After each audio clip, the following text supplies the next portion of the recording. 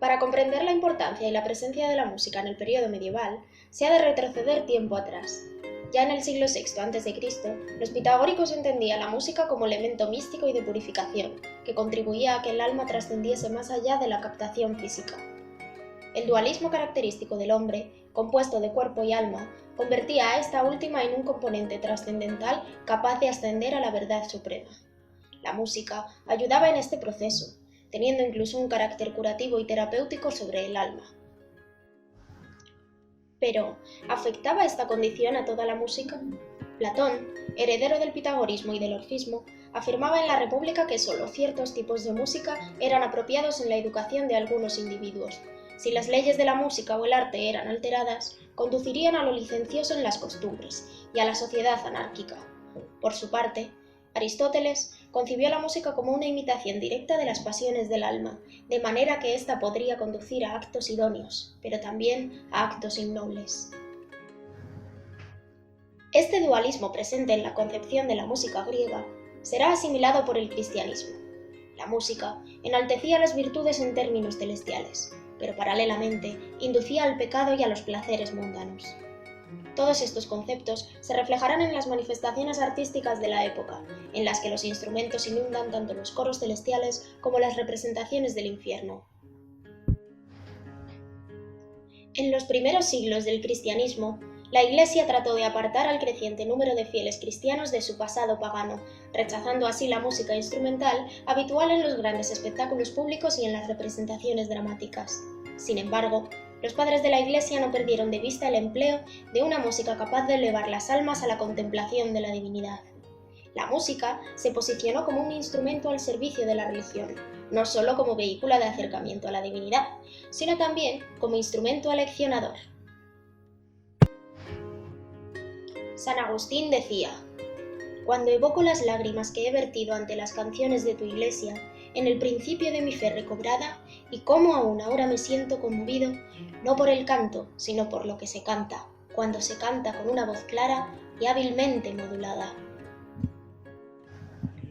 Estas ideas se materializaron en la figura de Gregorio el Magno, quien unificó la liturgia recopilando una serie de cantos romanos que estableció como obligatorios de la misma. Fue el origen del canto gregoriano, siendo la palabra el componente esencial. Así, el elemento textual que acompañaba las homilías resultaba mucho más inspirador revestido de música, siempre que fuera el contenido lo que quedara en la memoria. No es extrañar, por tanto, que en el contexto sacro se optara por otorgar musicalidad al texto, con una estructura esencialmente matemática y proporcional, logrando una consonancia entre la armonía y la voz en su conjunto.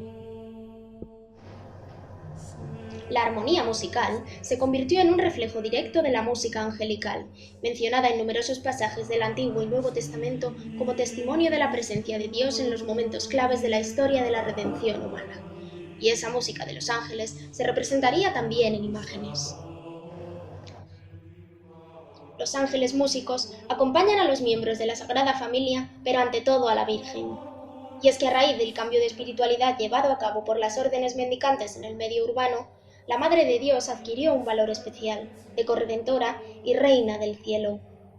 Por tanto, donde aparecen con mayor frecuencia las angelicales armonías es en las representaciones de la Virgen con el Niño, contribuyendo con su presencia a la glorificación de Cristo y de su Madre. Asimismo, en gran parte de la iconografía salvífica es donde aparecen estos ángeles músicos o cantores, tratando siempre de evocar la redención humana en los principales pasajes bíblicos, haciéndose hincapié en las imágenes apocalípticas y en las marianas. Al igual que los artistas utilizaban a estos personajes musicales como método de exaltación de Cristo y de la Virgen, invitando a la armonía entre el cielo y la tierra, la musicalidad sacra del canto gregoriano buscaba aunar los preceptos teológicos con la vida terrenal. Por su parte, los códices iluminados cuentan con abundantes representaciones de instrumentos musicales. En beatos como los de Silos, Osma o el de Don Fernando y Doña Sancha, las escenas apocalípticas del Cordero Místico cuentan con ángeles y santos que tañen instrumentos cordófonos. Liras, cítaras, laúdes de mástil largo emiten melodías celestiales. Ya Orígenes explicaba el significado de los instrumentos del Salmo 150. La cítara es el alma activa que vibra las órdenes de Cristo. El tamboril es la mortificación de la concupiscencia. El coro es el concierto de las almas razonables, diciendo las mismas cosas y de las que están excluidas las cismáticas.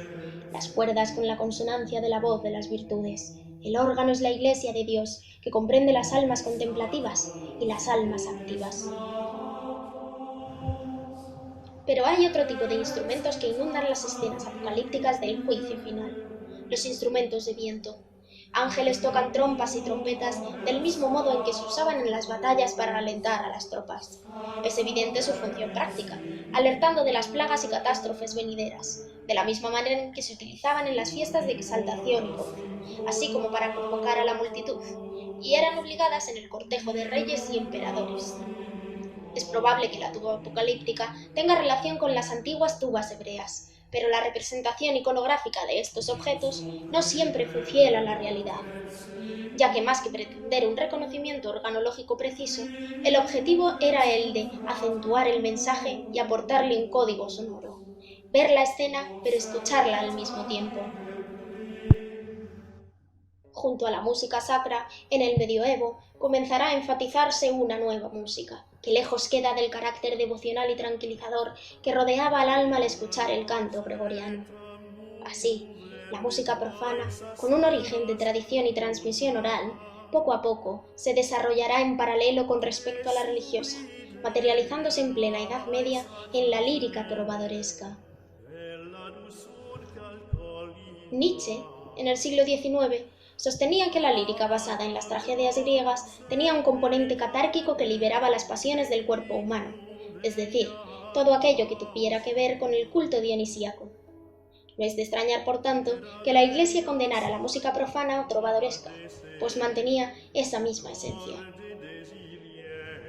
Todas estas inquietudes se verán reflejadas en el arte, de manera especialmente significativa en las representaciones pictóricas. Teniendo en cuenta que Dante, en la Divina Comedia, recoge una serie de instrumentos que poseen una valoración negativa por parte del pensamiento medieval, la simbología de los mismos cambia. La cítara y la lira representan la redención de Cristo para las fuentes bíblicas. Sin embargo, para algunos místicos son atributo de la eterna tortura infernal. En el canto 30 del infierno, Dante relata su encuentro con el maestro Adán de Brescia, el cual había sido condenado a tener un cuerpo con forma parecida a la de un laúd. Esta escena se representa en una ilustración del siglo XIV, donde aparece Adán en forma de laúd, un instrumento de tortura dentro del cual el cuerpo del condenado se estrecha y retuerce en medio de grandes sufrimientos.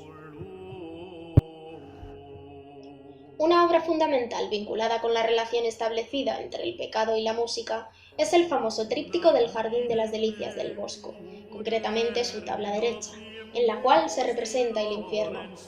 De hecho, debido a los numerosos instrumentos que aparecen, se ha llegado a conocer como el infierno musical. Depositario de todos aquellos valores que se materializaron durante la Edad Media, en esta obra se plasman unas grandes connotaciones moralizantes relacionadas con el castigo de los pecadores, los cuales son torturados a través de los instrumentos musicales. Aparece un hombre tocando instrumentos de viento, haciendo referencia directa a las trompetas apocalípticas, y al lado, otro personaje se tapa los oídos, pues dicho sonido le provoca dolor y sufrimiento, enfatizado por la estridencia del infierno.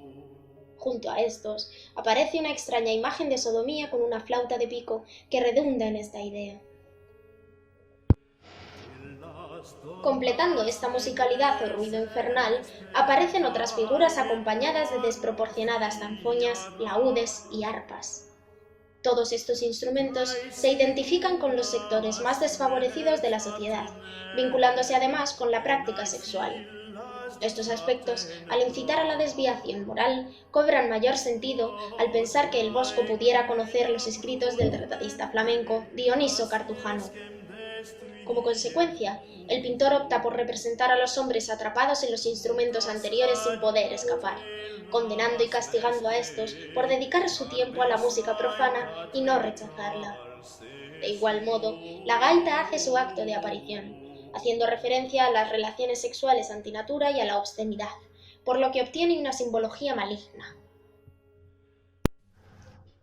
No solo se representan instrumentos, sino también elementos que personifican la sordera ante la palabra evangélica, como son unas orejas atravesadas por una flecha o cuchillo. Además, el bosco también da lugar a la representación de dos partituras de diversa índole. Si bien una de ellas se encuentra sobre las nalgas de un personaje desnudo y no conocemos su interpretación, el otro ejemplo aparece dentro de un libro aplastado por un laúd. Esta última, según algunos expertos, representa la música utilizada por los adamitas, una doctrina herética que defendía la absoluta desnudez y rechazaba el matrimonio porque lo consideraba consecuencia del pecado original. Se cree que los adamitas practicaban el amor libre, lo que ha llevado a muchos estudiosos a considerar todo el tríptico como un ejemplo de la iconografía adamita. Así, el Jardín de las Delicias de El Bosco es un ejemplo representativo del entendimiento de la música como difusora del pecado, idea que se extrapola a obras de algunos de sus seguidores, como es el concierto en el huevo. A través de la música se refleja la ignorancia de los personajes de la obra, tratados de forma burlesca, pues si bien intentan interpretar un concierto tras la dirección de un fraile, se pierden en la lectura de las notas musicales, tal y como se observa en sus rostros de confusión. Atendiendo a estos aspectos y al significado moral que poseen los propios instrumentos, se ha llegado a interpretar como la representación de un coro herético, pues tanto los atributos como los personajes se relacionan con la figura demoníaca.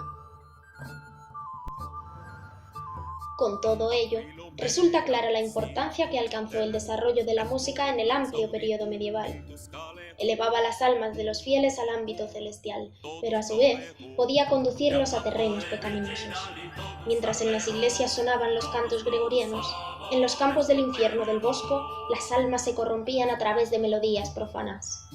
En definitiva, los artistas traducían a imágenes ese papel fundamental que ocupó la música en la sociedad medieval. El mundo se veía, pero también se escuchaba.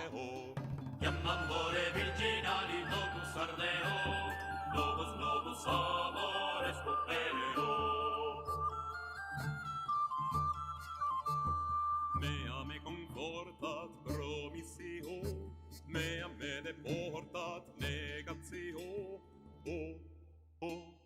totus floreo. Iam ambore virginali totus ardeo, novus amores opereo.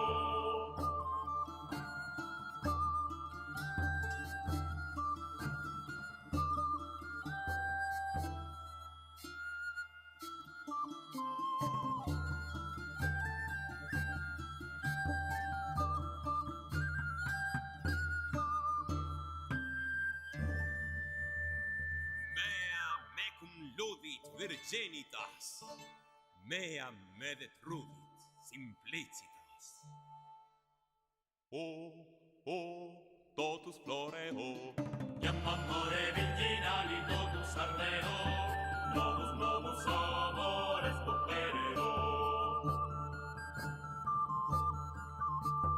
Sine Filomena pro tempore, surge cantilena de pectore. Totus floreo. Iam amore virginali totus ardeo, novus amores.